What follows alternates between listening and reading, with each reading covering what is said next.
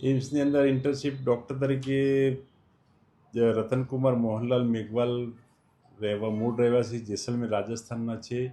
તે અહીંયા એમ્સ ખાતે ઇન્ટર્નશીપની ડૉક્ટરની પ્રેક્ટિસ કરતા હતા. તે દરમિયાન તે વ્યક્તિ અગાઉ પણ 27 જાન્યુઆરી 2026ના રોજ ગુમ થયાની ગુમ જાણવા બ્રોડકાસ્ટ થયેલ.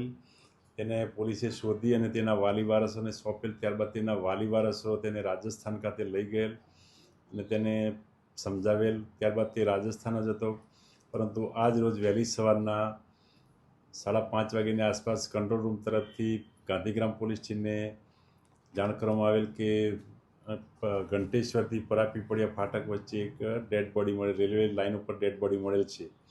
જે અન્વયે સ્થાનિક પોલીસ જઈ અને ત્યાં તેનું ઇન્ક્વેસ્ટ પંચનામું કર્યું, તેમજ તેનું પીએમ કરાવ્યું, તેના વાલી વારસોનો સંપર્ક કર્યો અને તે જે જગ્યાએ રેલવે નીચે કપાઈ ગયેલ ત્યાંથી તેનું લેપટોપ, મોબાઈલ, તેના બીજી મેડિકલની ફાઇલ તેમજ તેનો મોબાઈલ, ID કાર્ડ વગેરે વસ્તુઓ મળેલ. સાહેબ, આપઘાત કરવા પાછળનું કંઈ કારણ જાણવા મળ્યું છે? આપઘાત કરવાનું પાછળનું હાલનું તો કોઈ કારણ જાણવા મળ્યું નથી. તેના વાલી વારસો આવ્યા બાદ તેના વાલી વારસો પણ તેની જોડેથી એક સુસાઇડ નોટ મળેલ છે, જેમાં ગોળ ગોળ વસ્તુઓ લખેલી છે બધી, પણ હજી ક્લિયર થતું નથી એમાં. કારણ કે એમની અંદર અમુક રાજસ્થાની મારવાડી ભાષા લખેલી છે, જેથી એના વાલી વારસો પાસે વંચાવી અને ક્લિયર કરવામાં આવશે. એના વાલી કોઈ આવી ગયા છે? ના, એના વાલી વારસો રસ્તામાં જ છે.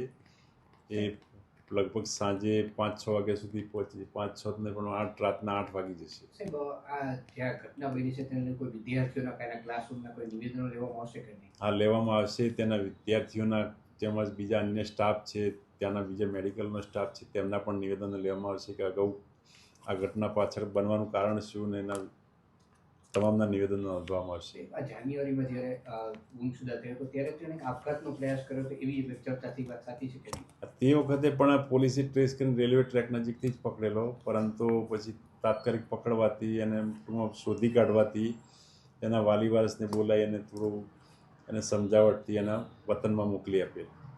અહીંયા કોઈ વિદ્યાર્થીઓને પરેશાન કરતો હોય એવી કાંઈ માહિતી મળી છે કે નહીં? એવી થોડી માહિતી છે હાલમાં. જ્યાં સુધી પૂરેપૂરું બધું તપાસ ના થાય ત્યાં સુધી કંઈ હાલ કહી ના શકાય. ઓકે.